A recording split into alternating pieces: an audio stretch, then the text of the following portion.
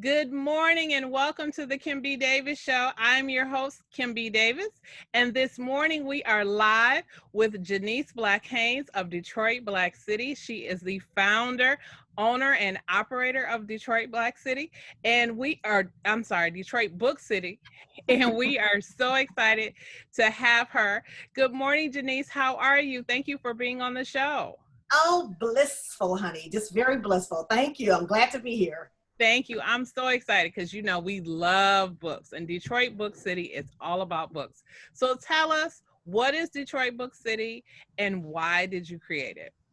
Detroit Book City is a small independent bookstore. We're located in Southfield. It is a brick and mortar. We've been here since December 2017, and we came about to bring some love for books to support and boost up literacy in our community. Initially we started off having a African-American family book fair. You remember that book fair, right? 2017. Mm-hmm. So we kind of tested the market to see if African-Americans were still into books, because that was the phase when, the big bookstores, the big book chains were closing, some small independent stores were closing. But being an avid book lover and just knowing that there was a high percentage of illiteracy in Detroit, like 47%, that something needed to be done. Now, we operated the print company before the book company, but it was a turn in my life at 50. I was like, we got to get books back in the community. So we were doing pop-ups. We did a pop-up at Northwest Activity Center, just other little summer events like it was on Jefferson and Shane. What's that event called? I can't remember the name of it. But we did a lot of pop-ups with the tent outside, and we were selling new and used books. When February 2017 came around, I decided, let's see if we can get some book authors in the same room. We need to have a big book fair so that families can come out and see what these authors are doing locally. So we put it up, I believe in October or November, we put the promotion up, and we got totally overwhelmed with authors wanting to be a part of the event. And I believe the first event, we had 60 book authors. Now, this is before we opened up the store. So we had this fabulous African-American book fair at Northwest Activity Center. I believe we drew out like 2,500 people. Wow. And we were shocked. I wasn't ready. I didn't know that we were going to get that many people. We had a line all the way down the hallway at Northwest Activity Center. What's his name? Oh gosh. Reverend Jesse Jackson Jesse Jackson showed up. Blew me away. Because he walked right past me and he said, "Good morning." And I was like, "Oh, good morning." Sir, how are you? And he shook my hand and I was like, wow. Wow. But I think 9, 10 a.m. by them being there and them recording the whole session from start to finish, he was listening in on them. And you got to remember, it was Black History Month. It was. So he just came, and it was the most fabulous cultural outing you could even think about going to, where you had 60 African-American book authors there, tables all dressed up fancy with their books, just selling. It was phenomenal. So when we did that event and we saw the success behind that, it was time, because people kept asking us after, the event, going out, setting up book fairs. Just setting up book pop-ups. Mm-hmm. So where are you located? I'm like, you know what? We need to get a location. I think this is going to work. So that's when we opened up in Southfield, 24361 Greenfield, Suite 305. And that's where it began. It's designed to boost literacy in the Black community, so people can walk in and buy books with their image on the front, the Black experience, the Black story. Our stories matter. So that's the initiation. And to even go deeper than that, as a kid, I was surrounded by books as a kid. My mom had a library. We had the Black encyclopedias, and my grandmother was a teacher, so we had the English books on the shelves. I didn't care for math too much, but but this literature, some interesting rare items that were sitting. I don't know if they got them from the Goodwill. I don't know where my grandmother and my mother acquired these books, but I've developed a love for reading at a very young age. And when I turned 50, I told myself, we're going to open up a bookstore. And that's the initiation of the Detroit Book City. Wow, that is a fantastic story. And I'm so happy that I was able to be a part of that. That 2017 African American Book Expo was fantastic. Yes, it I was. sold so many books, not Yes. just to African Americans, but to all different types of nationalities. We had Caucasian people that came through, we had Yes. Indian people that came through, we had Native American and Latino Hispanic people that came through, and we even had Middle Eastern people, and they were hungry for Hungry.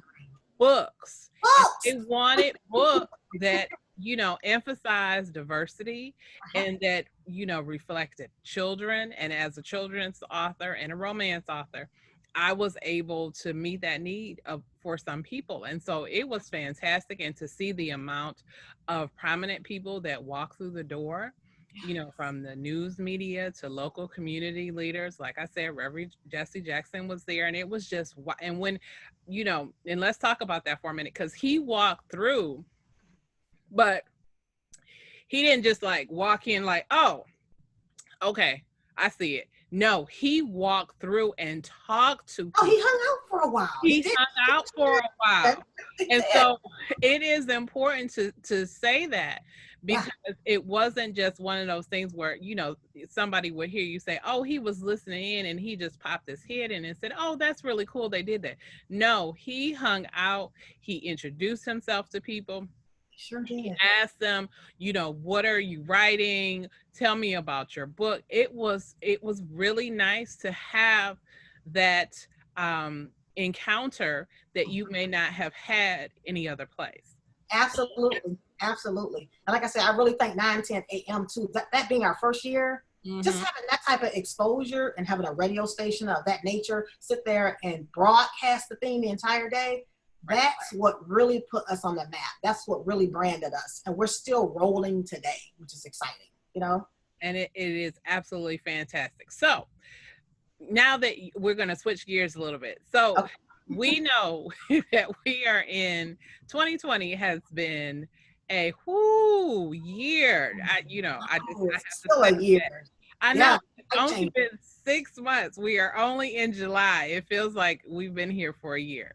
Oh, it's the end of July. I know. I know, right? So we've had COVID. We Hmm. had all types of unrest. Yes. All type We of virus. and I have to mention this, we watched the murders of Ahmaud Arbery.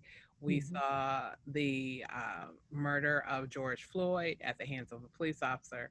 We have Mm. seen or Now have that I couldn't watch. I watched it and I cried Yeah. and immediately began to think, how do we tell this story?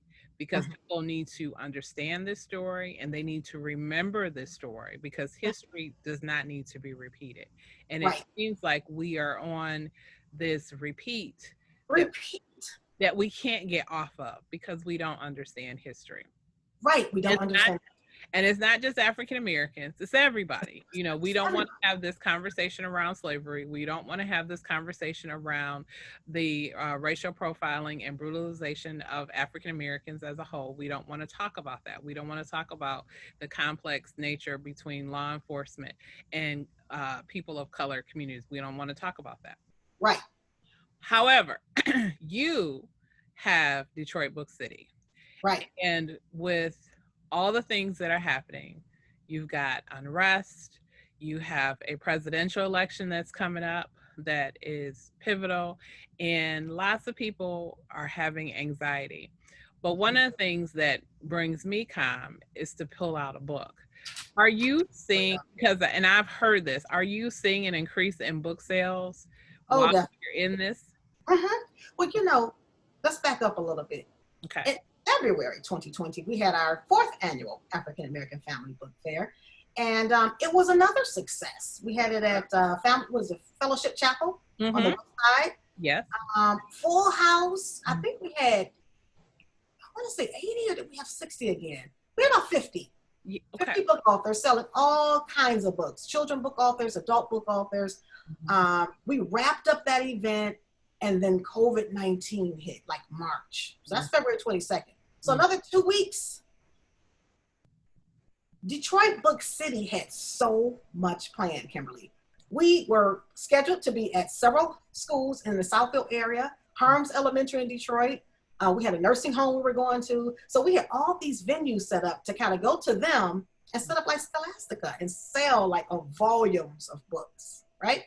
So the week that we had those 3 events scheduled for the schools is when COVID-19 hit the world. Wow. I believe it hit before then, but certain people don't pay attention to things. Mm-hmm. So it impacted us. Thank God it didn't impact anybody at the African American Family Book Expo, because I haven't heard anybody say that they were sick from our event, because we were in there as a large group. Mm-hmm. And it was in the area, but we didn't know about it. Right. So I got the phone calls from all 3 schools and the nursing home, and was another place we had one. And they all called and said, Janeice, we have to cancel. And I said, that's quite ironic, because I was going to call you and cancel. So it was unfortunate, because we're sitting here with all these books that I had bought for these events. We got books galore in these boxes, right? So I'm sitting there looking like, oh my goodness, what has happened? At the same time, I'm hoping everybody's safe. So it just went completely dry. Wow. Completely. March, April, May, probably middle of May, is when the Black Lives Matter movement picked up, and people start buying or requesting anti-racism books. I mean, by the load, by the bulk, they were coming out of the woodwork. So of course, me and my fast energy, I got on it. I ordered some anti-racism books. I got to come up with the time here. It's a shift. It took a shift so quick. I wasn't prepared. I don't think any Black bookstore was prepared, because they were really focused on the Black bookstores across the country. I think it's 86 of us. Mm-hmm. So we all got business from this Black Lives Matter movement, and a Caucasian group. I don't know who put it together. I'm still trying to depict that, who put it together, but they put the energy out there, and this movement produced thousands and thousands of dollars for the Black bookstore, which it should have been like that in the beginning, just equality with people buying, because Detroit Book City, we sell to everybody. We always sold to everybody. We sell all genres. We specialize in African American and independent authors across the country, but we sell to all cultures, all groups, all nationalities. There's no discrimination. Our books, when you come in, you'll see a lot of different categories and genres of books. It'll amaze you. So to go back to the selling of the books, in June, we got totally overwhelmed, indulged in orders. We might have had 600 orders, all coming at us at once, Kimberly, all coming at once. I had Reginald, my husband, working. I had Jada working. I had my grandson over here.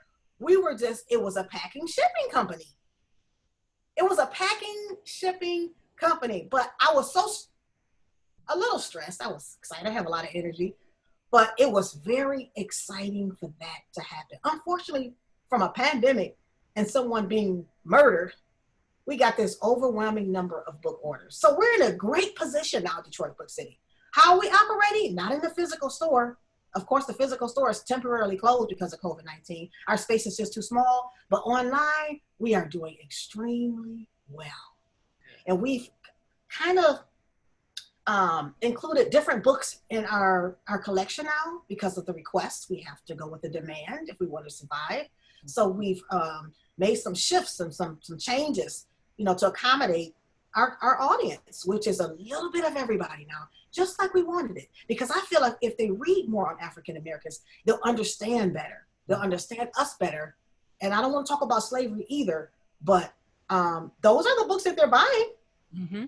They're buying books about slavery. And the goal, these people who are buying books now, all people, they're teaching their kids about anti-racism now. They want to start with the babies. So I am elated about that. I am excited about that because we need change.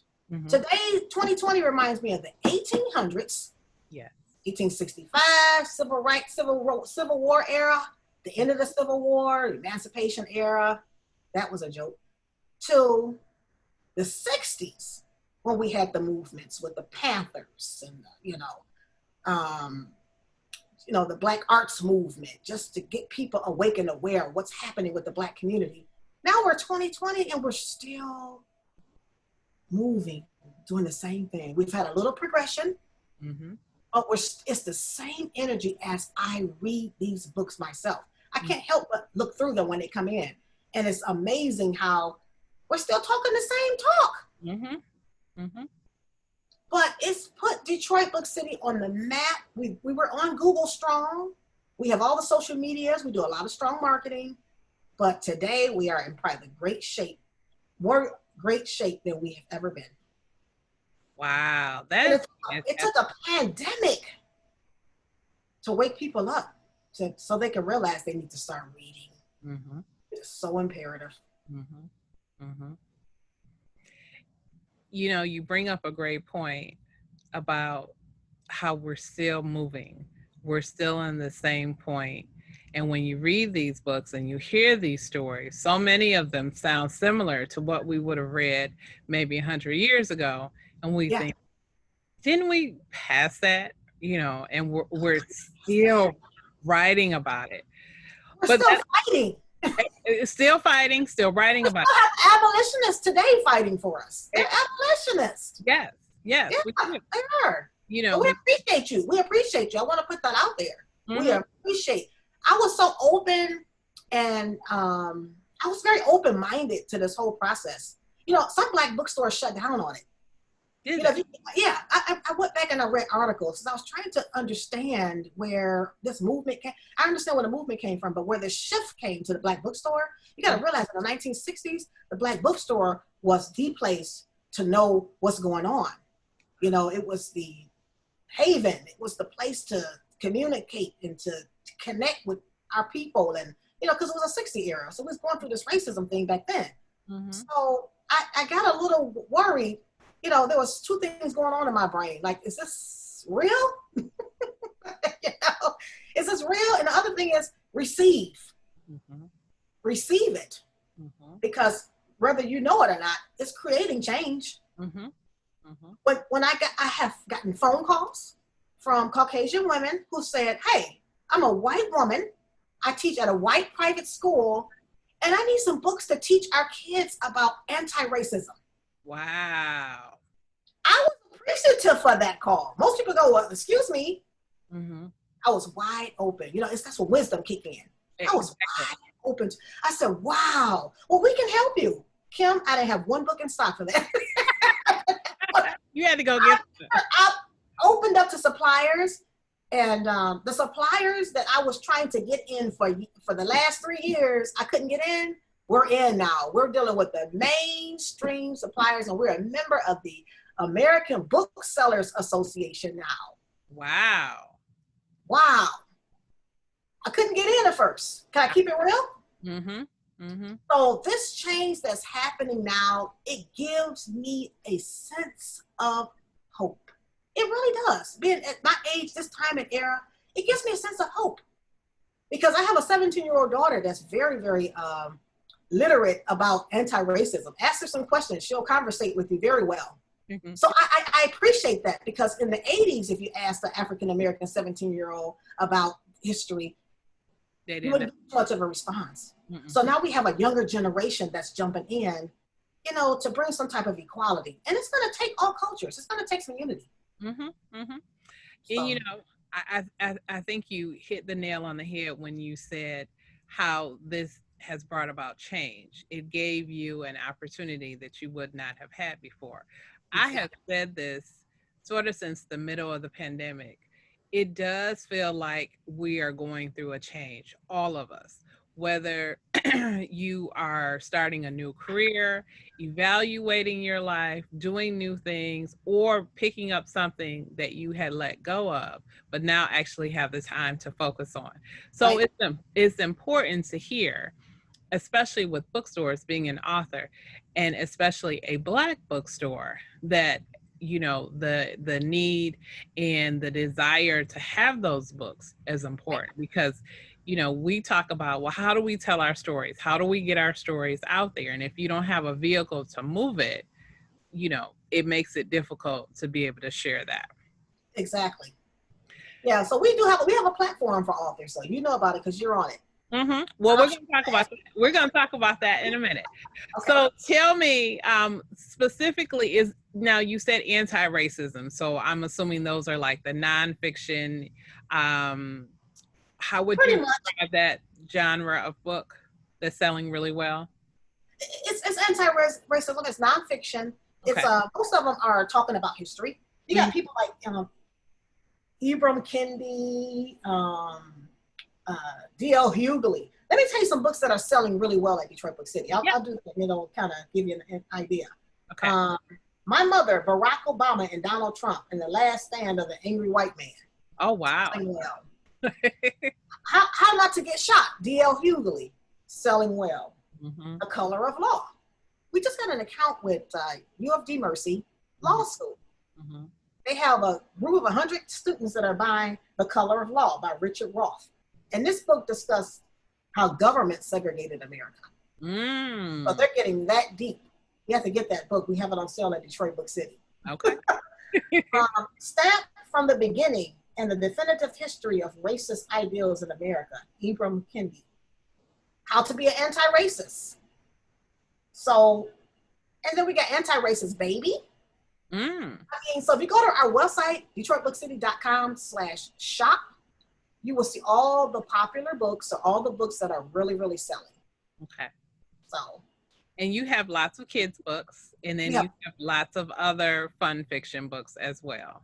The kids' books are selling well right now, and it's Caucasian people buying them. I'm just keeping it real because it's different for me, They're buying books with diversity in them. So we've kind of bought a lot more diversity books into our closet here because that's the demand.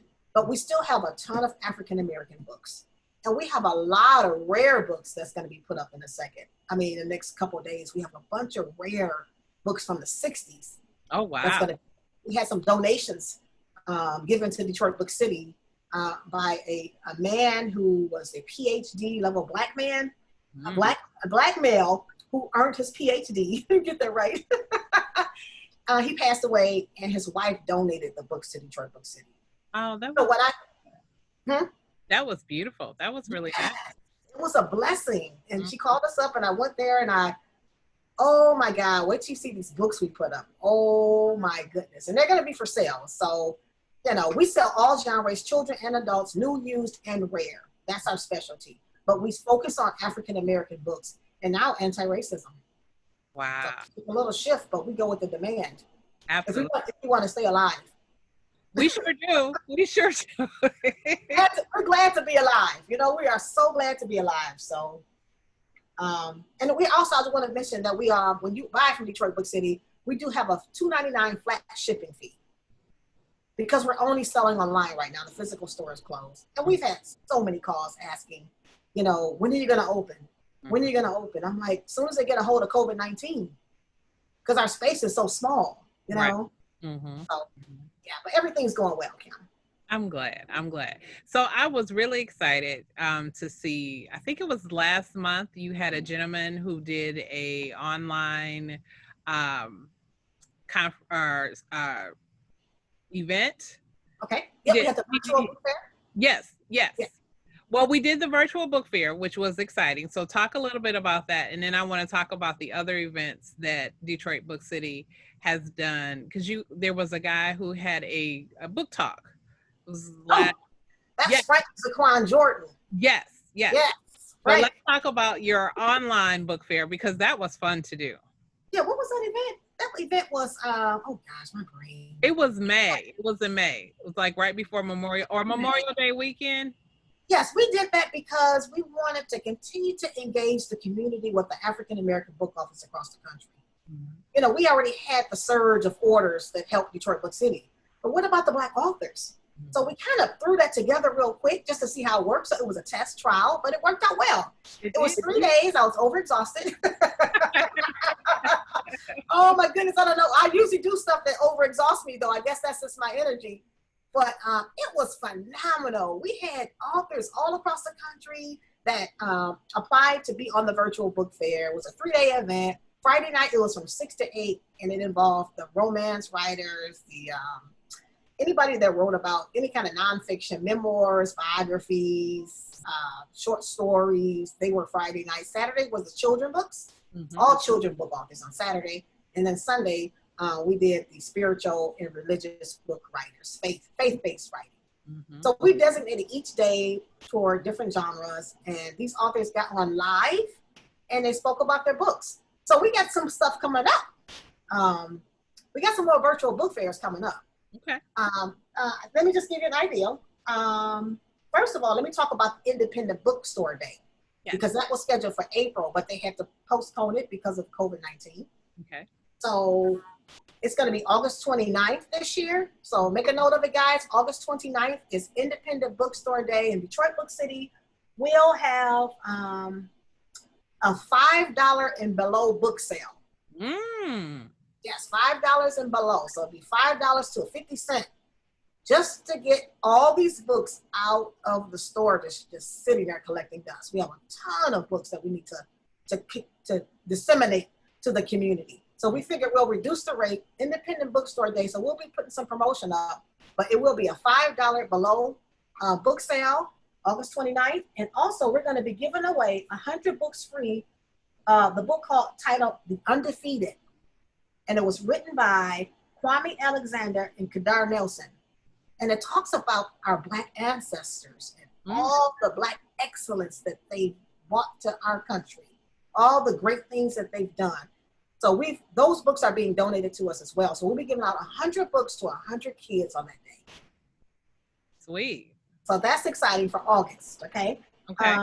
And then October the 9th through the 11th will be our virtual fall family book fair. That will be October the 9th through the 11th. So promotion will be coming for that. And then the holiday children's storytelling event is going to be December 5th and 6th. Okay. All these events are virtual. We are not going to stop our books. We are not going to stop connecting to Black authors and connecting Black authors to the community.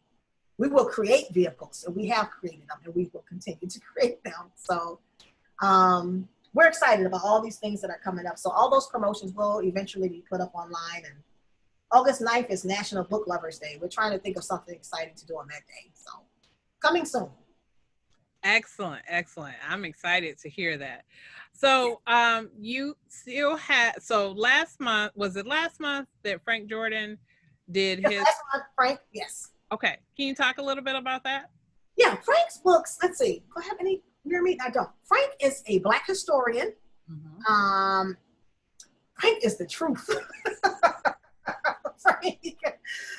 Frank books talks about situation, places, people, and things in America that transpired that are good and bad, that had pretty much a negative impact on society. They either were lies, untruths, I'll put it like that, untruths. They were misleading facts. Misleading images of people. So, and when you look into his books, I think he has 6 of them now. Wow. You will see information and data and just facts about people, places, and things that society have told untruths about. I guess that's just the best way to explain it, because you'll see the pictures, you'll see the facts. He's done a lot of research for these books. He's went out of the country and grabbed just things from museums and libraries, and he put all these facts into these books to educate us, to educate us on truth, which a lot of people are scared to do. Yes. They're scared to tell the truth. So I call him the radical brother. To me, he's the new Nat Turner. He tells it like it is, and it was interesting because he mentioned to us when he gets on interviews and he talks about these facts or these truths that society just would not reveal to us, he has a lot of interferences and interruptions in the videotaping. Oh, wow. Yeah. So society still don't want us to know about, thank God we have the internet and the computers now, but he gets deeper than that. You don't have to go on Google and look up these things. You get his books, and we have them on sale. They're on our website right now under adult history and I think Black consciousness. You'll find his books, but they are so they're detailed, they're in depth, and it will blow you away with the things that you have thought you learned, that you were taught inside your school that are not truthful. Wow. Wow. So he's a very literate, conscious, Black conscious brother who is not afraid to tell the truth. I guess that's the best way for me to explain Frank Zaquan Jordan. So you have to look up his books and go on our website and you can buy them. And you get you a cup of coffee and a donut because you have a lot to learn and a lot of untruths to unfold to get to the truth. You know, his stuff is so amazing that you have to sit back and wonder, is this the truth? Mm-hmm. Wow, we were taught so differently in history in our classrooms. You know, he has stuff in his books that the teacher would never tell you. Oh, and yeah. They can't tell you. They've been instructed not to tell. So they don't teach us the things that he teaches in his books. But you're talking about some real facts. Mm-hmm. And they're so truthful that it makes you think. Your mind gets a little boggled. It shows you what you don't know. How much it shows you mm-hmm. how much you don't know at age 50, 60, 70. You could be here all your life and you just don't know the facts. Mm-hmm. Mm-hmm. Just misleading. Society has misled us so much just to have so much control that they don't want, and they still don't want us to know the truth. But if you get his books, you're going to totally be educated. You're going to be educated to the point where you're going to be like, oh my God, I can't take it anymore. This is just too much. It's like, oh my God, it'll fill you up, Kimberly. It will fill you up. I bet. So I bet. I'm not going to teach. I'm not going to give out the whole books, but that's what you're going to learn. It's going to blow you away. Awesome. So you also have comics, right? Comic books. We get comic books every once in a while. We just had a supplier send us something.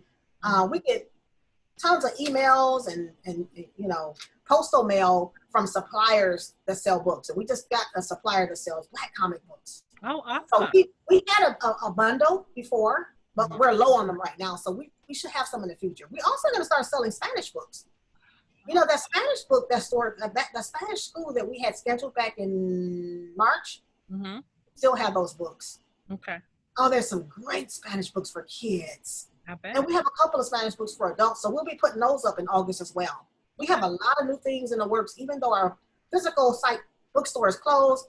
The online presence, you know, we're going to still continue to educate and to disseminate and get great books out to our people. Excellent. Not going to stop. So I'm glad to hear that.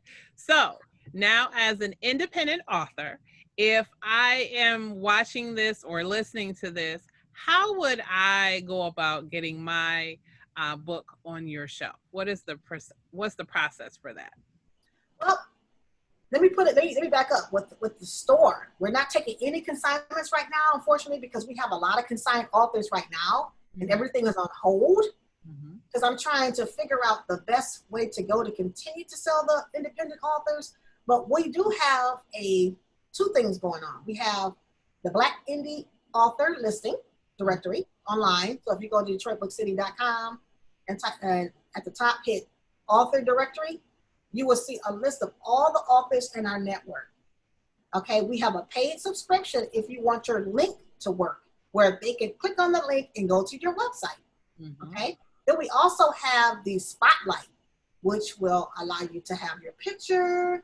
You'll have a video they can click on. They can click on a video. We'll have your bio. We'll have pictures of your book. We'll have all your social media, all the ways to get in touch with you from your phone number to your social media. And that's $36 a year. Very low cost. That's what we're offering right now. The listing and the premier spotlight ad. That's what we're offering. And we've sold quite a bit since COVID-19. I bet. Yeah, if you look at go to the directory, you'll see there's a lot of new people on there, and they're all across the country. And it's African American directory. There's no discrimination. It's just our specialty, you know, just to connect them to readers. So that's the way to get involved as an author right now. Okay. The upcoming events, October 9th through the 11th, the Fall Family Book Fair Online, and the virtual Holiday Children's Storytelling, there will be a link that you can apply to. And we used to just put the link up where you could just log in. We don't have any, you know, discrimination about who get involved in Detroit Book City's events. So we used to have it where you can just register, boom. But because we have an overwhelming number of people now, we'll have a link where you can apply. And we're trying to get specific, just different types of authors with their books involved in the process this time. So it's a little bit more strategic, but we accept all authors. If you don't get in on the virtual author book fairs, you can at least get on the directory because we get 10,000 views per month on our website. Say that again. 10,000 views plus on our website. So if you need exposure, you're a Black author, get involved with the online Black Indie Author Directory or the Premier Spotlight. It will work for you. And they get to connect with you directly. They get to buy books directly from your website or Amazon. And it's a great opportunity. Awesome. $30 a year. Yeah. Awesome. So now we have a few more minutes. Tell us, okay. Janeice, how we can reach you or how we can contact Detroit Book City to sign up for the Author Spotlight or to purchase books. Well, you can call us direct because I'm a talker, 248-993-3844. Again, that's 248-993-3844. Or you can email us, Janeice at Detroit Book City. That's JANEICE at DetroitBookCity.com. You can find us on Facebook, Twitter, LinkedIn, Instagram, and YouTube under Detroit Book City. So we're all on all social media platforms. Like I said, we have a very strong marketing program. So those are the ways to get in touch with us. And once you see our promotion go up, which will be next month, you can just reply to any of those applications and we'll get back with you. Okay, excellent. And your website again is? DetroitBookCity.com. Excellent. Thank you so much, Janeice, for being on the Kim B. Davis Show and sharing your love of books and literacy. We appreciate you. You are truly a gem in the community. Thank you so much. Thank you, Kimberly, for having me. You're such a gem in the community as well. Thanks for having us. And thank stay you. tuned. Yes, we absolutely will stay tuned. Thank you for watching the Kim B. Davis Show. We hope to see you on our next episode. And remember, be magnificent.